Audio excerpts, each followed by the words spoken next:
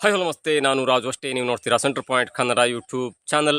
ಇವತ್ತು big boss ಒಂದು grand ಆದಂಥ ಪ್ರೋಮೋ ಬಿಟ್ಟಿದೆ. ನಿನ್ನೆ ಒಂಥರ ಅಪ್ಡೇಟ್ ಇತ್ತು, ಆದರೆ ಇವತ್ತು ಬೇರೆ ಥರ ಅಪ್ಡೇಟ್ ಇದೆ. ನಿನ್ನೆ ಅಪ್ಡೇಟ್ನ ಪ್ರಕಾರ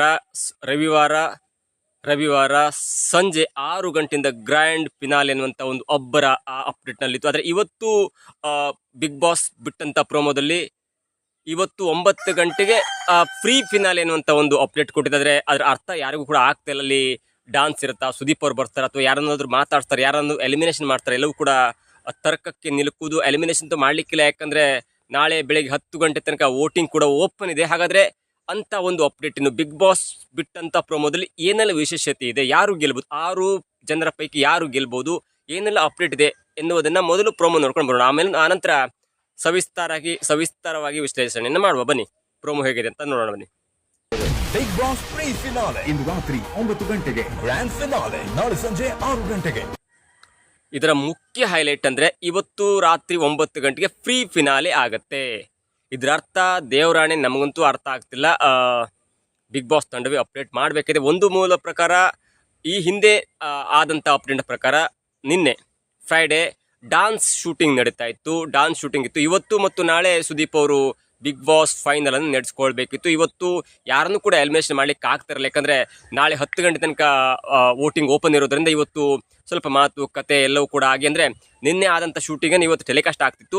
ಅದಾದ ನಂತರ ನಾಳೆ 10 ಗಂಟೆ ನಂತರ ಮತ್ತೆ ಶೂಟಿಂಗ್ ಆಗುತ್ತೆ. ಅದಾದ ನಂತರ ನಾಳೆ 6 ಗಂಟೆಯಿಂದ ಟೆಲಿಕಾಸ್ಟ್ ಆಗುವಂಥ ಎಲ್ಲ ಸಂದರ್ಭ ಇತ್ತು. ಆದರೆ ಸುದೀಪ್ ಅವರು ವೈಯಕ್ತಿಕ ಕಾರಣದಿಂದಾಗಿಯೋ ಅಥವಾ ಬೇರೆ ಬಿರುಕು, there is a difference between big boss ತಂಡ ಮತ್ತು ಸುದೀಪ್ ಅವರ ಮಧ್ಯೆ ಆದಂಥ ಚಿಕ್ಕ ಪುಟ್ಟ ಬೆಳವಣಿಗೆಯಿಂದನೂ ಗೊತ್ತಿಲ್ಲ, ಸುದೀಪ್ ಅವರು ಜಾಸ್ತಿ ಫೈನಲ್ ಕಡೆಗೆ ಅಥವಾ ಲಾಸ್ಟ್ ವೀಕ್ ಎಪಿಸೋಡ್ ಕಡೆಯೂ ತುಂಬ ಜಾಸ್ತಿ ತಲೆ ಕಟ್ಸ್ಕೊಂಡಿಲ್ಲ. ನೋಡಿ, ಬಿಗ್ ಬಾಸ್ ಆರಂಭದ ಹಂತದಲ್ಲಾದರೆ ಓಕೆ, ಒಂದೇ ದಿನ ಎಲ್ಲವನ್ನು ಶೂಟಿಂಗ್ ಮಾಡಿಬಿಡುವ ಅನ್ನುವಂಥ ಹಂತಕ್ಕಿತ್ತು. ಆದರೆ ನೀವು 110ನೇ ದಿನ, 112ನೇ ದಿನ ಅಥವಾ 108ನೇ ದಿನಕ್ಕೆ ಬಿಫೋರ್ ಫೈನಲ್ ಒಂದು ಎಪಿಸೋಡನ್ನು ಬಿಫೋರ್ ಸ್ಯಾಟರ್ಡೆ ಶೂಟ್ ಮಾಡೋದಿದೆ, ಅದು ತರ್ಕಕ್ಕೆ ನಿಲುಕು. ಯಾಕಂದರೆ ಯಾವ ಫೈನಲಿಸ್ಟ್ ಹೇಗೆ ಹೋದರು ನೋಡಿ. ಏನಾಯ್ತಂದರೆ ಲಾಸ್ಟ್ ವಾರ, ಕೊನೆಯ ವಾರ ಎಲಿಮಿನೇಷನ್ ಆದಂಥ ರಾಶಿಕಾ ಅವ್ರ ಹೆಸರು ಫ್ರೈಡೇ ಮಧ್ಯರಾತ್ರಿ ಹೊರಗೆ ಬಂದುಬಿಡ್ತು. ಅವೆಲ್ಲ ಆಗಬಾರ್ದು, ಯಾಕಂದರೆ ಆ ಟೆಲಿಕಾಸ್ಟ್ ಎಪಿಸೋಡ್ ಆಗುವುದು ಸಂಡೇ ಮಧ್ಯರಾತ್ರಿ ಆಗುತ್ತೆ. ಸಂಡೇ ರಾತ್ರಿ 10:30ಗೆ ಅದನ್ನು ಎಪಿಸೋಡ್ ಆಗುತ್ತೆ. ಆ ಒಂದು ವಿಷಯ ಅಂಥದ್ದು 2 ಡೇಸ್ ಬಿಫೋರೇ ಶೂಟ್ ಆದಾಗ, ಲೀಕ್ ಆದಾಗ ಬಿಗ್ ಬಾಸ್ ತಂಡಕ್ಕೆ ಒಂದು ಸ್ವಲ್ಪ ಹಿನ್ನಡೆ ಆಗುತ್ತೆ. ಅಂಥ ಒಂದು ವಿಷಯ ಇಟ್ಕೊಂಡು ಕೂಡ ಯಾಕೆ ಸುದೀಪ್ ಅವರು 2 ದಿನ ಮೊದಲೇ ಶೂಟನ್ನು ಮಾಡಿದ್ರು ಅನ್ನೋದು ಕೂಡ ಈಗ ಕುತೂಹಲಕ್ಕೆ ಕಾರಣವಾಗಿದೆ. ಇನ್ನು ಅಪ್ಡೇಟ್ ಪ್ರಕಾರ ಸುದೀಪ್ ಅವರು ಇವತ್ತು ಶೂಟಿಂಗಿಗೆ ಬರಬಹುದು, 1-1.5 ತಾಸು ಎನ್ನುವಂಥ ಮಾತು ಕೂಡ ಕೇಳಿ ಬರ್ತಿದೆ. ಆದರೆ ಕಿಚ್ಚ ಸುದೀಪ್ ಬರ್ತಾರಾ ಇಲ್ಲ ಅನ್ನೋದು ಕೂಡ ಸದ್ಯಕ್ಕೆ ಕನ್ಫರ್ಮ್ ಇಲ್ಲ. ಆದರೆ ಕೆಲವೊಂದು ಟ್ವೀಟ್ ನೋಡಿದಾಗ, ಕೆಲವೊಂದು ಅಪ್ಡೇಟ್ ನೋಡಿದಾಗ ಸುದೀಪ್ ಅವರು ಈಗ ಹೈದರಾಬಾದ್ನಿಂದ ಬಿಟ್ಟಿದ್ದಾರೆ. ಅವರು ಅಂದರೆ ಹೈದರಾಬಾದ್ನ ವಿಶಾಖಪಟ್ಟಣದಿಂದ ಬಿಟ್ಟಿದ್ದಾರೆ. ಇವತ್ತು ಸ್ವಲ್ಪ ರೆಸ್ಟ್ ತೆಗೆದುಕೊಂಡು ಸರಿಸುಮಾರು 3 ಗಂಟೆ ನಂತರ ಒಂದು ಶೂಟಿಂಗಲ್ಲಿ ಪ್ರಾರಂಭ ಆಗುತ್ತೆ. ಡಾನ್ಸ್ ಪ್ರೋಗ್ರಾಮಲ್ಲಿ ಶೂಟ್ ಆಗಿದೆ, ಶೂಟ್ ಆಗ್ತಾನಿತ್ತು, ನಿನ್ನ ಶೂಟ್ ಆಗ್ತಾ ಇದ್ರೆ ಅದಕ್ಕೆ ಲಿಂಕ್ ಬೇಕಾಗುತ್ತಲ್ಲ, ಟೆಲಿಪ್ರಾಂಪ್ಟರ್ ಮುಖಾಂತರ ಲಿಂಕು ಮತ್ತು ನೆಕ್ಸ್ಟ್ ಸಾಂಗಿಗೆ ಅಥವಾ ನೆಕ್ಸ್ಟ್ ಇದಕ್ಕೆ ಲಿಂಕನ್ನು ಕೊಟ್ಕೊಂಡು ಇವತ್ತು ಆ ಎಪಿಸೋಡನ್ನು ಮುಗಿಸುವಂಥ ಸಾಧ್ಯತೆ ಇದೆ. ಮತ್ತು ಇವತ್ತಿನ ಡೆವಲಪ್ಮೆಂಟ್ ಪ್ರಕಾರ ಧ್ರುವಂತವ್ರನ್ನ ಮಾತಾಡಿಸ್ತಾರೆ. ಒಂದು 2 ಗಂಟೆಯಲ್ಲಿ ಇವರು ಶೂಟಿಂಗ್ ಮಾಡಿ ಕೆಲವೊಂದು ಲಿಂಕನ್ನು ಕೊಟ್ಟು, ಯಾಕಂದರೆ ಎಡಿಟಿಂಗ್ ಮಾಡಬೇಕಂದ್ರೆ ಭಾರಿ ಕಷ್ಟ ಆಗುತ್ತೆ. ಕೆಲವೊಂದು ಎಪಿಸೋಡನ್ನು ಲಿಂಕ್ ಕೊಟ್ಕೊಂಡು ಅದಕ್ಕೂ ಕೂಡ ಅಟ್ಯಾಚ್ ಮಾಡಬೇಕಂದ್ರೆ ಭಾರಿ ಕಷ್ಟ. ಹಾಗಾಗಿ ಇವತ್ತು ಡಾನ್ಸ್ ಪ್ರೋಗ್ರಾಮ್ಗಳಿಗೆ ಆ್ಯಂಕರ್ ಲೀಡ್ ಮತ್ತು ಆ್ಯಂಕರ್ ಎಂಡ್ ಬಿಟ್ಟನ್ನು ತೆಗೆದುಕೊಂಡು ಅದಾದ ನಂತರ ಅದನ್ನು ಅವರು ಟೆಲಿಕಾಸ್ಟ್ ಮಾಡಲಿಕ್ಕೆ ಎಡಿಟಿಂಗ್ ಶೂಟಿಗೆ ಕಳಿಸ್ತಾರೆ.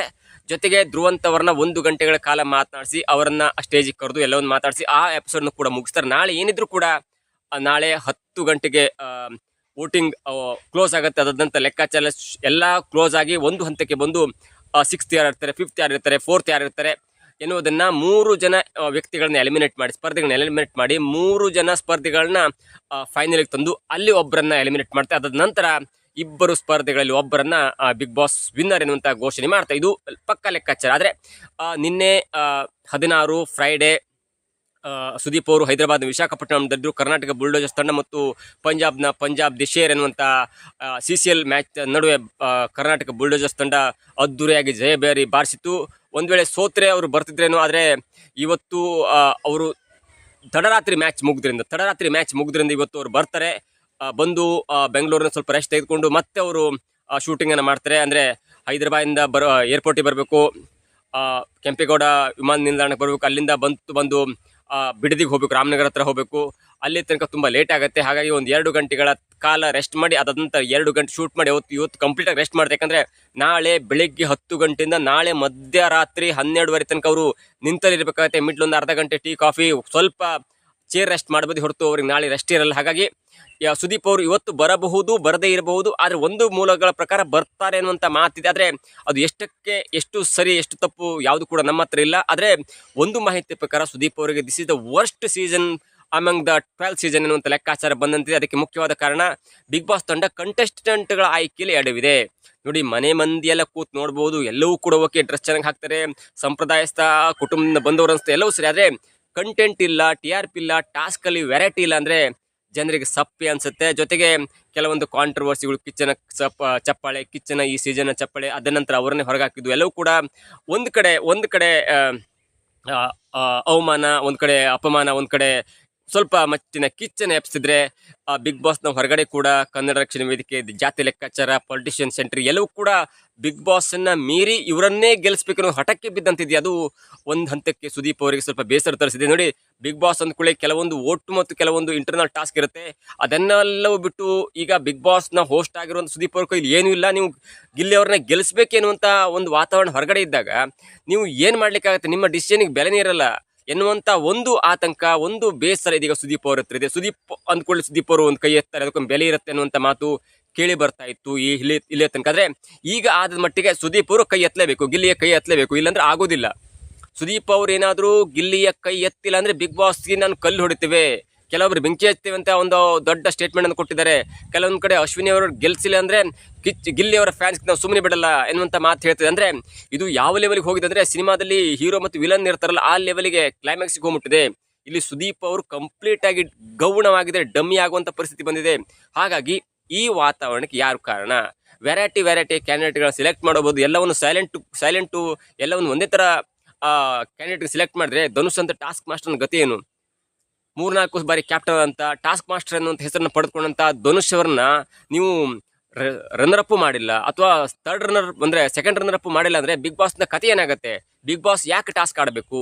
ನೀವು ಓಟು, ಜನಪ್ರಿಯತೆ, ಕಾಮಿಡಿನ ಲೆಕ್ಕಾಚಾರ ಮಾಡಿದ್ರೆ ಧನುಷ್ ಅವ್ರನ್ನ ಯಾಕೆ ನೀವು ಕರೆಸಬೇಕಿತ್ತು? ಧನುಷ್ ಅವ್ರನ್ನ ನೀವು ಟಾಪ್ 3ಗೂ ತಂದಿಲ್ಲ ಅಂದ್ರೆ ನೋಡಿ, ಟಾಪ್ 3ಯಲ್ಲಿ 4 ಜನ ಇದ್ದಾರೆ. ಗಿಲ್ಲಿ ವಿನ್ನರು, ಅಶ್ವಿನಿ ರನ್ನರು, ರಕ್ಷಿತಾ ಶೆಟ್ಟಿನ ಅಟ್ಲೀಸ್ಟ್ ರನ್ನರ್ ಅಥವಾ ಸೆಕೆಂಡ್ ರನ್ನರ್ ಮಾಡಿಲ್ಲ ಅಂದ್ರೆ ಆ ಕಡೆ ದೊಡ್ಡ ಬೆಂಕಿನೇ ಆಗುತ್ತೆ. ಅಂಥದ್ರಲ್ಲಿರುವಾಗ ಕಾವ್ಯ ಓಕೆ, ರಘುವಣ್ಣ ಓಕೆ, ನೀವು ಧನುಷ್ ಅವ್ರನ್ನ ಯಾವ ಪ್ಲೇಸಲ್ಲಿ ಇಡ್ತೀರಿ? ಧನುಷ್ ಅವರಿಗೆ ಯಾವ ಪ್ಲೇಸಲ್ಲಿ ಇಡ್ತೀರಿ? ಅದು ಈಗ ಕಿಚ್ಚ ಸುದೀಪ್ ಅವ್ರಿಗೆ ತುಂಬ ಬೇಸರ ತರಿಸಿದೆ. ಟಾಸ್ಕ್ ಆಡಿದ್ದಾರೆ, ಗಲಾಟೆ ಮಾಡ್ಕೊಂಡಿಲ್ಲ, ಮೈಂಡ್ ಗೇಮ್ ಮುಖಾಂತರ ಟಾಸ್ಕನ್ನು ಎಲ್ಲವನ್ನು ಆಡಿದ್ದಾರೆ. ಹಾಗಾಗಿ ಧನುಷ್ ಅವ್ರನ್ನ ಯಾವ ಪೊಸಿಷನ್ ಇಡ್ತೀರಿ? ಟಾಪ್ 3 ತೆಗೆದುಕೊಂಡು ಹೋದರೆ ರಕ್ಷಿತಾ ಅವ್ರನ್ನ ಎಲ್ಲಿ ಇಡ್ತೀರಿ? ಅಥವಾ ಟಾಪ್ 3 ಅಥವಾ ಟಾಪ್ 2 ತೆಗೆದುಕೊಂಡ್ರೆ ಅಶ್ವಿನಿ ಗೌಡ್ರನ್ನ ಎಲ್ಲಿ ಇಡ್ತೀರಿ? ಅಶ್ವಿನಿ ಗೌಡ್ರನ್ನ ನೀವು ಟಾಪ್ 3ನೂ ತೆಗೆದುಕೊಂಡು ಹೋಗಿಲ್ಲ ಅಂದರೆ ಹೊರಗಡೆ ಏನು ಅವಮಾನ, ಹೊರಗಡೆ ಏನು ನೀವು ಆನ್ಸರ್ ಮಾಡ್ತೀರಿ? ಕನ್ನಡ ರಕ್ಷಣಾ ವೇದಿಕೆ, ಕನ್ನಡಕ್ಕೆ ನೀವೇನು ಮಾಡ್ತೀರಿ? ಮೊದಲೇ ಕನ್ನಡ ಮತ್ತು ಬಿಗ್ ಬಾಸ್ ನಡುವೆ ದೊಡ್ಡ ಕಂದಕ ಏರ್ಪಟ್ಟಿತ್ತು.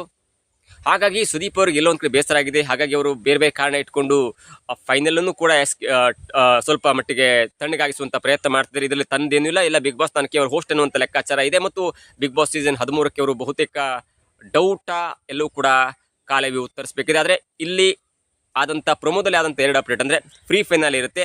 ಆ ಫ್ರೀ ಫೈನಲ್ ಏನಿರುತ್ತೆ ಅನ್ನೋದು ಕೂಡ ದೇವರೇ ಗೊತ್ತಾದರೆ ಒಂದು ಹಂತಕ್ಕೆ ಧ್ರುವಂತವರ ಎಪಿಸೋಡ್ ಬರಬಹುದು ಮಧ್ಯಾಹ್ನ ನಂತರ ಒಂದು ಪ್ರಮೋದಲ್ಲಿ ಅನ್ನೋದು ಕೂಡ ಕಾದು ನೋಡಬೇಕು. ಜೊತೆಗೆ ಡಾನ್ಸ್ಗಳು, ಹಳೆ ಕಂಟೆಸ್ಟೆಂಟ್ಗಳ ಮಾತು ಕೆಲವೊಂದು ಇವೆ. ಆದರೆ ಲಿಂಕ್ ಕೊಡಲಿಕ್ಕೆ ಯಾರೂ ಇಲ್ಲ ಅಂದರೆ ಭಾರಿ ಕಷ್ಟ ಆಗ್ಬಿಡುತ್ತೆ. ಆದರೆ 9 ಗಂಟೆಗೆ ಸ್ಟಾರ್ಟ್ ಆಗಿರೋದ್ರಿಂದ ಕೇವಲ 1 ಗಂಟೆ 1.5 ತಾಸು ಮಾತ್ರ ಇರುತ್ತೆ. ಹಾಗಾಗಿ 6 ಗಂಟೆ ಸ್ಟಾರ್ಟ್ ಆಗಿದ್ರೆ ನಾವು ಎಲ್ಲ ಒಂದು ಎಕ್ಸ್ಪೆಕ್ಟ್ ಮಾಡಬೇಕು. 9 ಗಂಟೆಯಿಂದ 10:30 ತನಕ ಆದ ನಂತರ ಅದು ಕೇವಲ ಧ್ರುವಂತವ್ರು ಇರ್ಬೋದು, ಎಲ್ಲದೇ ಇರ್ಬೋದು. ಕಿಚ್ಚನ ಕೊನೆಯ ಫ್ರೀ ಫೈನಾಲೆ ಕಂಟೆಸ್ಟ್ ಆದರೆ ಕಿಚ್ಚನ ಕಟಕಟೆ ಆಗ್ಬೋದು. ಅಲ್ಲಿ ಕೆಲವೊಂದನ್ನು ಮಾತಾಡಿಸಿ ಕೆಲವೊಬ್ಬರಿಗೆ ಬೀಳ್ಕೊಡಿ ಕೂಡ ಕೊಡಬಹುದು. ಇದಾಗಿತ್ತು ಇವತ್ತಿನ ವಿಶೇಷ. ನೋಡ್ತಾರೆ centre point Kannada YouTube channel.